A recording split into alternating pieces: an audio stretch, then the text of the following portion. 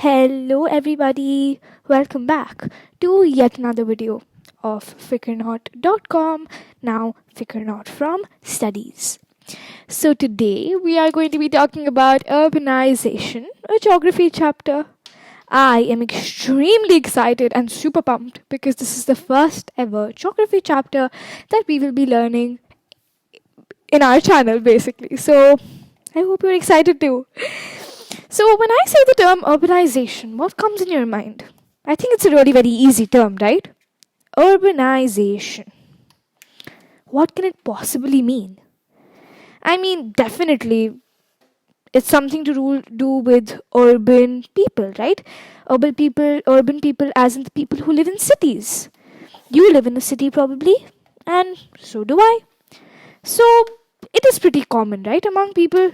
It's no rocket science. It happens very, very often. So, why do we have to study a chapter about it? Well, that is where the catch is. Urbanization is not only about urban people shifting cities or etc., it's much more.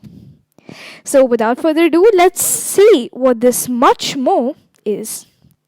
So some key terms that we will be looking into this chapter is contagious disease, industrialization, inflation, rural dwellers, subsides, and urbanization. So urbanization refers to the population shift from rural to urban areas. Rural as in villages. Yeah, the people who live in villages and the people who basically they have professions such as they're farmers. They have built their business up in agriculture and all of that. So over a period of time, more and more people from rural areas have moved to urban areas in the search of livelihood. Because being a farmer is pretty tough because it's basically almost luck.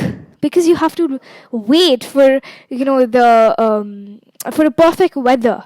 And if there's too much of the perfect weather, that's too much of rain as well, your plants can die. So it's almost on luck how if your plants will survive or not.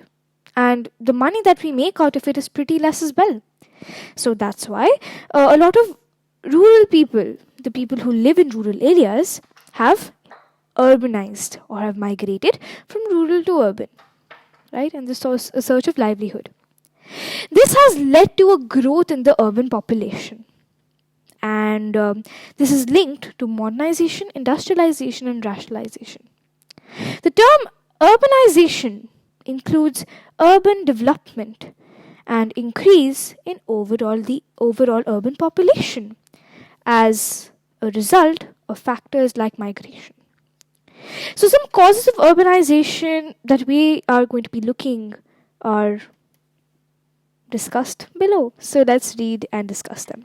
The first thing is change in the rural thinking. It is interesting to know that the rural population that is there is undergoing a change of mindset that is categorized by a change in thinking.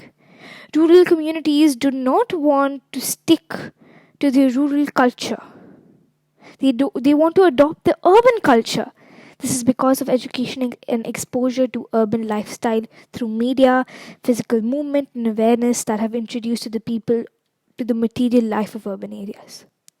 If you're from a small town, living in a small town, you always have this thought in your mind through definitely a lot of news channels, influencers, and stuff. Cities, they're so cool. They have all the facilities. They have shopping malls, movie theaters. They have everything just at a snap of a finger. They will get anything they want. It's so easy to live in a city.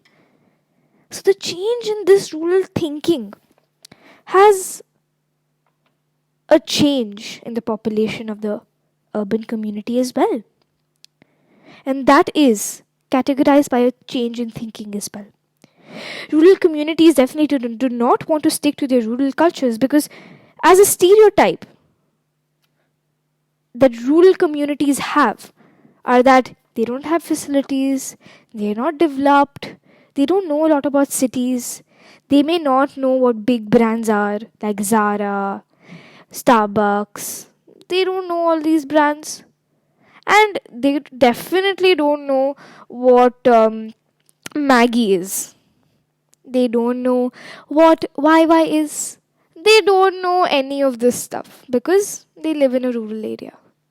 But half of the time, rural areas are actually pretty developed too. But again, it comes down to this stereotype, which says that rural people don't know anything, and urban places have a lot of facilities.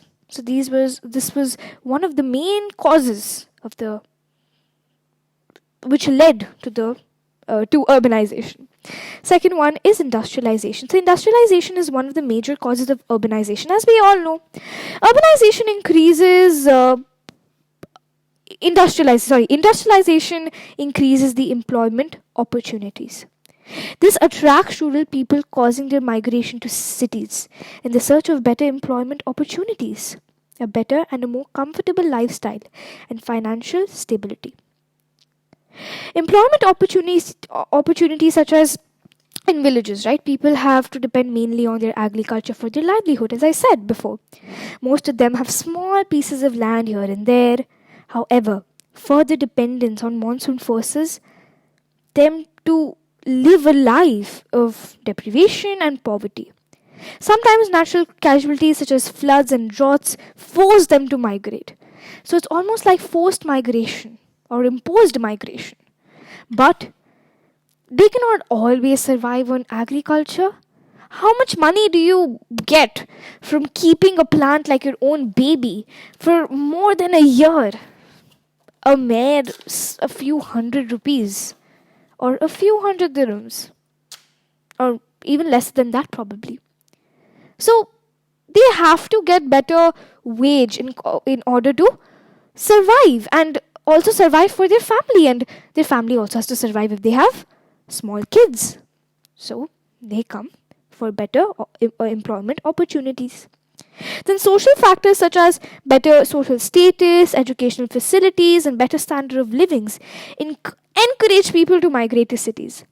Generally, it is the change in the lifestyle of a family member who took the risk of migrating to a city that encourages others in the family to do the same. Slowly, families after families migrate to get a taste of the urban lifestyle.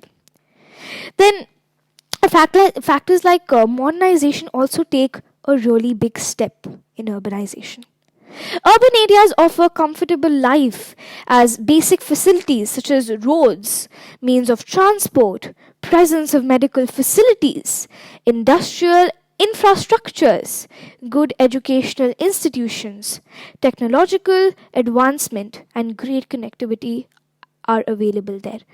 So this means urban areas, they definitely have comfortable lives, they have roads, they have transportation, they have better medical facilities, industrial infrastructure, good educational institutions, and all of this.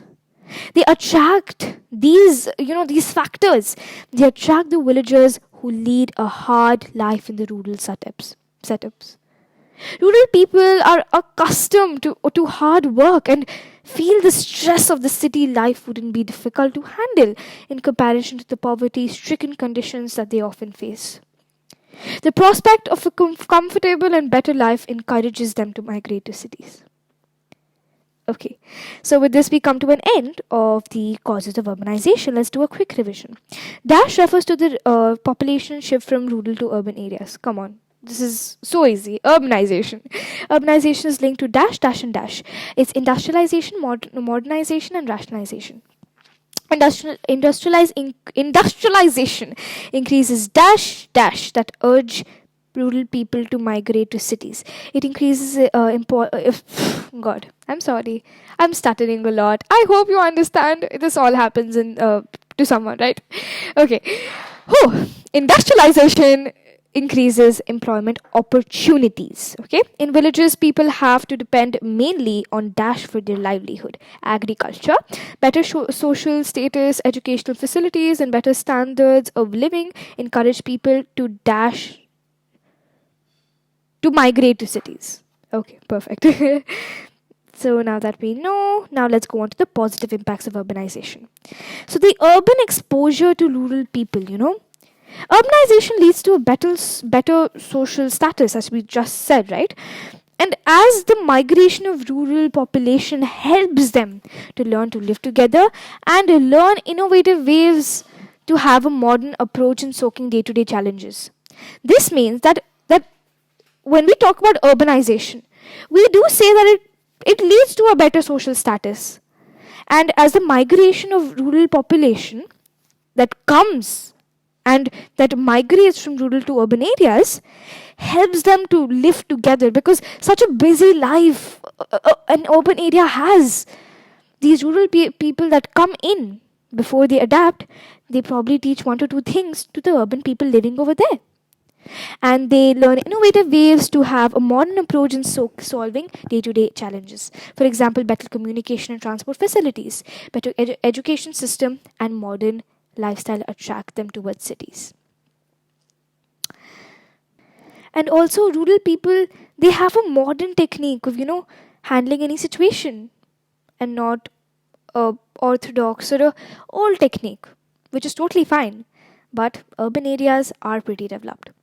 Then more employment opportunities, saying that rural dwellers who migrate to urban areas find better developed employment opportunities, as these areas are industrialized and have a lot of offer to skilled as well as unskilled workers. Then better education and medical facilities, such as the education system is more organized and better in the urban areas in terms of quality. Medical facilities, especially in the presence of government hospitals, give timely treatment to patients. Now, the exposure of modern means of communication. Urbanization exposes people to modern means of communication. Knowledge of smartphones, computers, and other electronic gadgets help people get jobs and earn a living. Harmony. Urbanization brings people from different religions, regions, castes, and states together. They live together and understand the meaning of unity in diversity in India.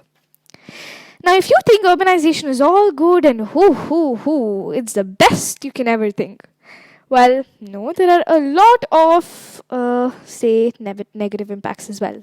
Now, let's look into them, shall we?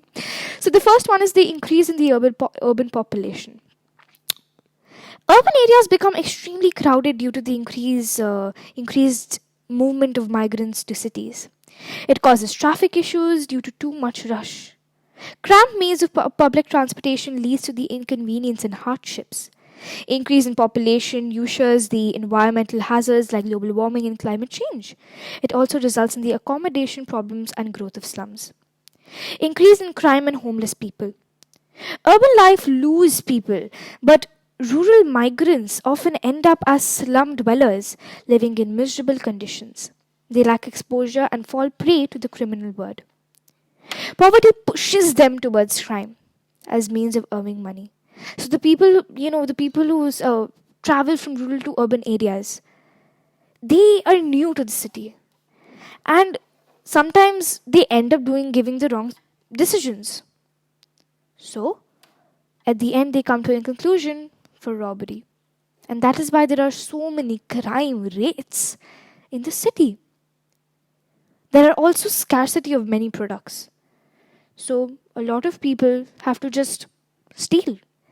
And that is why there are so many crimes and a lot of robberies. Also, talking about homeless people, a lot of people indulge in illegal activities like cheating, pickpocketing, and theft. And most of them live in cramped spaces that are overcrowded and unhygienic, especially in the situation that we are under now, the pandemic, COVID-19. Then the increase in population is industrialization, and traffic increases air population, which leads to the world health hazards. According to WHO, people living in cities have an increased risk of diseases like cancer and asthma. People in the cities face dangers of population explosion, which can lead to an outbreak of contagious disease. Definitely, right? Because there are so many people. Increase in the population due to migration has caused shortage of water, food, petroleum, and natural gas in the cities. Definitely, because there are so many people to serve. So the shortage of important resources is one negative impact that will always stay there. And the massive deforestation to accommodate the growing population has disturbed the ecosystem. Lack of appropriate sanitization and waste disposal systems increase the risk of infectious diseases. Then the paucity of space is something due to influx of migrants. There is paucity of space. This has led to the inflation in prices available for development, and the poor people, they hardly earn money. And definitely there is also inflation in prices on top of that. So it is difficult to strike a balance between infrastructure development and approval of residential areas due to the availability of a limited area in a city. The cost of living is also very very high.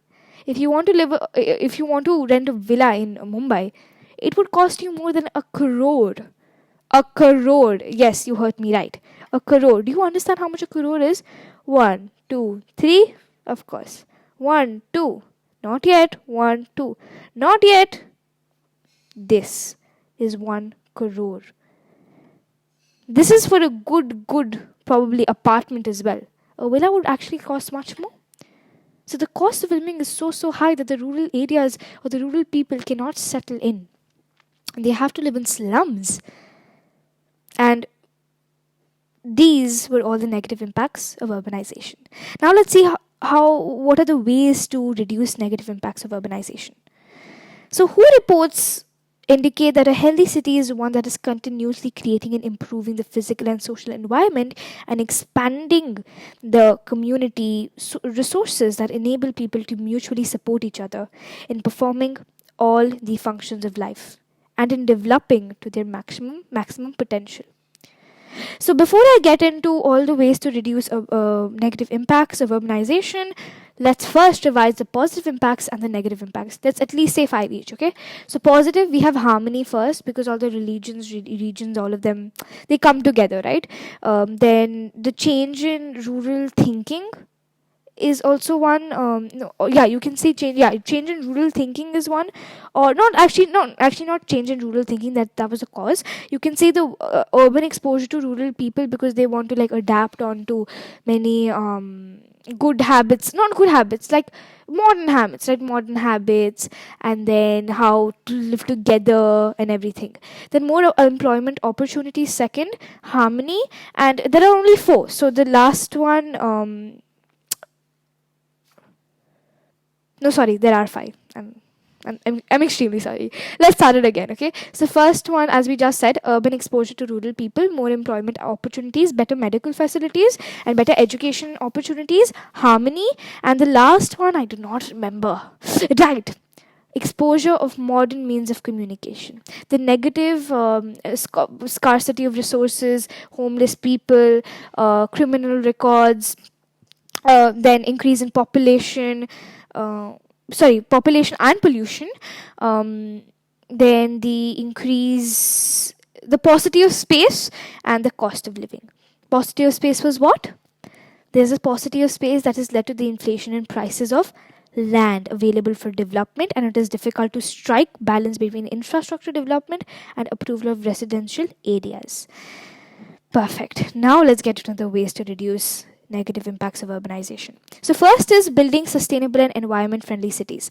Governments should pass laws that plan and provide environmentally sound cities and smart growth techniques, considering that people should not reside in unsafe and populated areas. So sustainable and environment friendly cities is something really very important for all of us. It would help to build sustainable cities that embrace improved environmental conditions and safe habits for urban population, especially with the increase in the pollution in the population. An environment and a sustainable friendly city is something that we all need. And then the provision of essential services, such as government must ensure that the population within urban areas has access to adequate essential social services, namely education, health, sanitation, and clean water. It is something which is very, very important, and we all should look through. Then provision of more jobs, such as to lessen the negative effects of rapid urbanization, while at the same time conserving the natural ecosystem. Private investments should be encouraged. So as to utilize natural resources and create more job opportunities. So for the people who are confused in this line, let me explain it to you. So the the negative effects of rapid urbanization is definitely one of provision. There isn't some provision of more jobs, of course, and while at the same time we are conserving the natural ecosystem. So when we do that,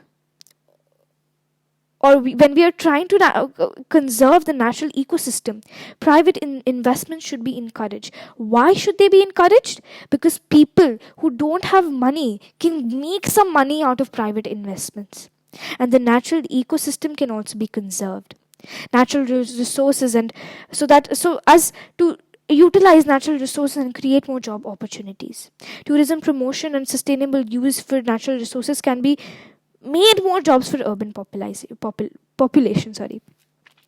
Then the population controls, such as medical health clinics, which are oriented towards family planning options, must be made accessible to urban areas.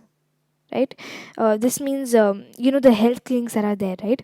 They're definitely oriented towards the family planning, and options made must be made accessible to urban areas, with the objective of controlling the diseases and population growth. Then we have the more efficient public transport. This is needed to control traffic congestion, definitely, because if in one bus you have about 100 people, 100 people who travel all by cars, 100 cars will be less on the road, right? So this is needed to control traffic congestion in urban regions and rural, and people must be encouraged to use public transportation. Construction of low cost houses so that people don't have to live in slums and homeless, of course. Perfect. So now let's go for a quick revision. Right, true or false? The education system is more organized and better in rural areas in terms of quality. No, it's a false. Urban areas become extremely crowded because of increased movement of migrant to cities. True. According to the WHO, people who live in cities have a high risk of diseases like cancer and asthma. That's true. As a result of decrease in population due to migration, cities are witnessing shortage. No, that's increase in population. That's false. Okay. Industrialization. Oops, I'm extremely sorry. Industrialization and traffic increase decreases air pollution. No, that's false. That's a straight up lie. Subsides can be provided by government to lower or increase the cost of basic commodities. That's a false. It should decrease. You should decrease it, right? Oh wait. I'm saying true or false still. Oh no, I'm extremely sorry. I completely said wrong. Okay. Industrialization and traffic increases. Okay. It increases. Then subsides can be provided by government to lower. Medical health clinics oriented towards family planning options must be made accessible. It should be accessible to urban areas. People must be discouraged or encouraged. They should be encouraged so that there are more efficient public transportations, and there are less cars and etc. used, right? Perfect. Now let's move on to satellite cities. So satellite cities are created to lower the congestion that migration creates in major cities. There are an answer to the demerits of urbanization. They operate independent of the large city, but they differ from mere suburbs or subdivisions as they have municipal, however you pronounce it, governments of their own. Not only this, but they also have employment bases that offer sufficient opportunities to support their residential population. In short, satellite cities can be called self-sufficient communities that are independent and lie outside the major metropolises. Some of the main features of a satellite city are: it is well connected to major metropolis by trains, metros, and motorways. It is smaller than the main city. It has its own theaters, art galleries, and museums. Many satellite cities do not set up industries or factories in order to prevent pollutions. Satellite cities mainly encourage setting up a small scale industry like handicrafts, pickle making, and dairy farms. They set up their own municipalities. People from satellite cities generally go to work in the main cities and return to their homes at the end of the day. So some major satellite cities are in India. They are known for their infrastructure development. Satellite cities near New Delhi, Gurugram, Noida, Ghaziabad, Faridabad. Mumbai also has a satellite city like Navi Mumbai, Dombivli, and Thane. In Bangalore, there are a few satellite townships like Kengari, Yelahanka, and more examples of satellite cities in India are Hyderabad, satellite cities, is a high-tech city. Pune, it is Pimpri and Chinchawad. Then we have Kolkata, satellite cities are Salt Lake City, Rajarhat, Newtown, Kolkata. And one homework that I would like to give to you is name the satellite cities or townships near Chennai and Chandigarh. Okay, perfect. Now let's see the advantages of the satellite cities. So it provides its residents with superior quality of living in the form of road connectivity, electricity, water drainage, and other important amenities. It propels the growth of the local economy as it is developed to be mostly independent of its adjacent metro city. The transport infrastructure is developed with which all the residents with ease. It provides an alternative to people who wish to escape the stress and pollution of the city life. So, first thing that it provides is residents with superior quality of living, right? Like clean water and etc. And then it also propels the growth of the local economy as it is developed to be mostly independent, and it is an adjacent metro city, right? Then the transport infrastructure is developed while furnishes the life of the residents. It provides an alternative way to the people who wish to escape the stress. Satellite cities help in lowering the traffic as well, and it provides a much needed balance between the population and the resources, which is a step needed towards being making the environment friendly, and making sustainable development and an approachable goal. Okay, perfect. So now let's go on to the smart cities. A smart city is not a universal concept that would have a single meaning. Some other terms that have been used for it as are, cyberville, digital city, electronic communities, teletopia, and wild cities. So these are some smart cities, right? And a smart city in America will basically be designed according to the requirements of Americans, and therefore will be different from one being planned in India. In India, a smart city may differ completely from another. To understand it better, the creation of a smart city will depend on the level of existing development, resources, and the demands that are there or needs of the people for that city. In India, what do the people of a city generally desire or aspire for in the name of quality of living? Better employment opportunities, water supplies, electricity supply, waste management, clean environment, manageable traffic. All of these are basic amenities, like, even good roads and efficient means of public. These are some amenities provided in smart cities. These aspirations call for a revamp of urban ecosystem and work on the four pillars of development: institutional, physical, social, and economic. These pillars cannot be constructed in a single day and call for a lot of government planning and allocation of funds. No wonder it is called Smart City Mission. So there are a lot of smart cities, of course, in India that are being planned as well. They have water supply, electrical supply. They have so many supplies and good, you can say, clean sanitation. What else do you need? Right? And these aspirations calls for a revamp of the urban ecosystem as well, and work on the four pillars of development: institutional, physical, social, and economic. Some objectives of a smart city are to promote the use of urban informatics and technology to improve the efficiency of services. Definitely, right? And to create employment opportunities, to provide affordable house schemes, good governance, affordable medical amenities, education, safety and security to women, children, and the elderly, clean and sustainable environment, sustainable development, proper mobility, with a good network, of course, and giving a decent life to residents that includes clean drinking water, proper sanitation, and etc. There are a number of cities actively pursuing a smart city strategy like Amsterdam in Netherlands, Waterloo in Canada, Mitaka in Japan, Seoul in South Korea, La Grange in Georgia, and in the USA as well. La Grange and Georgia in the USA. And some steps taken by the government to maintain cleanliness that the government should take will be dustbins should be placed. These are the steps that the government has already taken. Dustbins have been placed in public places, public toilets are there, sweepers are appointed, compost pits are dug, awareness programs are held, and rules and regulations have been made by the government.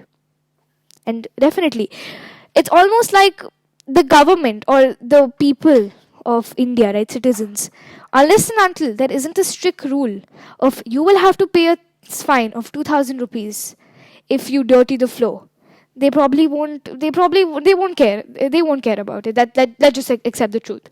So the government has done a very smart thing of appointing a certain people for this as well, and the rules and regulations have been made by the government, and severe action is to be taken when the rules are broken. And with this, we come to an end of my chapter, my friends. I hope you all understood this chapter and enjoyed with me as well. If you have any doubts, feel free to post in the comment section, like, share, comment, and subscribe. And I'll see you guys next time with another fun video. Bye.